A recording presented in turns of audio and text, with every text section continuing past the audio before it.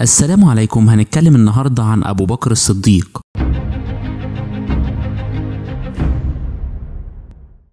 اتولد الصديق رضي الله عنه في مكة المكرمة في السنة الثالثة من ولادة النبي صلى الله عليه وسلم، ونشأ في موطن سيدنا النبي، وكان متواضع وله مكانة كبيرة في قومه بني تميم، وهو من أشراف مكة. ما شربش أبو بكر الخمر في الجاهلية، وما قتلش الأولاد خوفا من الفقر. كان الصديق تاجر معروف في قريش، وكان عاقل ومرشد لقومه ومحبوب بينهم، وكان صديق النبي صلى الله عليه وسلم في الطفولة والشباب قبل الإسلام. ولما النبي أخبره بالوحي والتوحيد كان أول راجل صدق النبي صلى الله عليه وسلم، وكان أول راجل أسلم. كان أبو بكر أول الخلفاء الراشدين بعد وفاة النبي صلى الله عليه وسلم في السنة ال11 للهجرة. حارب أبو بكر الردة بعد وفاة رسول الله صلى الله عليه وسلم، فتح في عهده الحيرة وبعض مدن العراق والشام، وقاد معركة اليمامة اللي انتصر فيها المسلمين وقتل مسيلمة الكذاب، وتاب كتير من المسلمين اللي ارتدوا عن الإسلام. قالت أم المؤمنين السيدة عائشة إن والدها أبو بكر الصديق مات بسبب مرضه بعد ما اغتسل في ليلة شديدة البرد، فمرض بالحمى وما عرفش يخرج للصلاة 15 يوم. اتوفى يوم 22 جمادى الآخر عام 13 هجرية، وكان عمره في الوقت ده 63 عام. رحم الله أبو بكر الصديق وأسكنه فسيح جناته. لو عجبكم الفيديو ما تنسوش تعملوا لايك وشير وتشتركوا في القناة عشان يوصلكوا كل جديد. سلام.